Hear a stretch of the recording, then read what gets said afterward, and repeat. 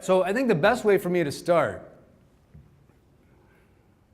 is by telling you a story, I'm thinking, right? So a story that's actually been very important to me. It's one of my favorite stories from an old epic poem called the Ramayana. It's an epic poem of India. So here it is. So the Vanaras were a shape-shifting people. They had the powerful qualities of monkeys and bears. And they were on a mission to find a princess who had been kidnapped. And they had just discovered that she was held captive on an island across the sea. So they were overjoyed because they were looking for her for such a long time all over the world. And now that they found her, at least knew where she was, she seemed only a step away from rescue. So they rushed down to the shores, and with shouts of joy, they looked out across the sea and suddenly fell silent. Their hope turned to despair, because as they looked out across the ocean, they realized just how far they really had to go. Their leader gathered them together, offered a few encouraging words, and said, "How far can each of you jump?"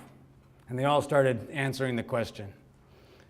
Hanuman, the greatest warrior of the Vanaras, sat way in the back, alone, quiet, and dejected.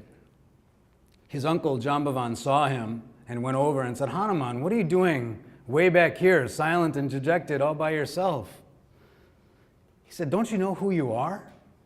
And he started reminding Hanuman who he was. He started telling Hanuman stories about himself and his family.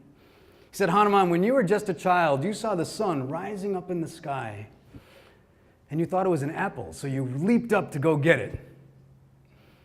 That was many times more. You nearly plucked it right out of the sky. That was many times more the distance of this ocean." As Hanuman heard his uncle speaking about himself and his family and all the stories, he started to feel the strength returning to him. His muscles started to grow. He even got bigger, when his leg twitched as he remembered that first jump. He remembered. So he stood up, shook himself like a lion, and with a deep growl, prepared to cross the sea. So these stories, in myth in some cultures, it's either real or not real, or, true or not true. A friend of mine recently was reflecting on myth, and she was kind of recognizing something that, has been written about for a long time, which is that, myth actually, when we really think about what it means for us, these are things that are true, that happen over and over and over again, aren't they?